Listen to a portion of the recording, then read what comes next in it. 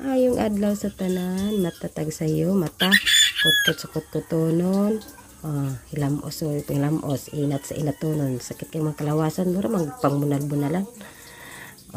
Maghaling ta kay mag-init tag pangapi tag sayo kay sayo man pong ulan, sayo man hatbos ang kuto-kuto, manang bakod kag sayo kay mag-init. Madam, dali di haghaling kay aron inita na ang bito kay nagsige nagbagot-bot. Kasi una kung dato pa ta igor man ta mo on. Sige dayon ya kay pobre man. Haling-haling lang ta sindi sa lighter. Paspas na diha madam. Basig mapalong na hinahinaya. Hinahinaya ng butang kay basig mapalo. Sundan ko ninyo sa sunod video guys kay aron makapangapi pa ko. Ito ko kapangapi. Diba?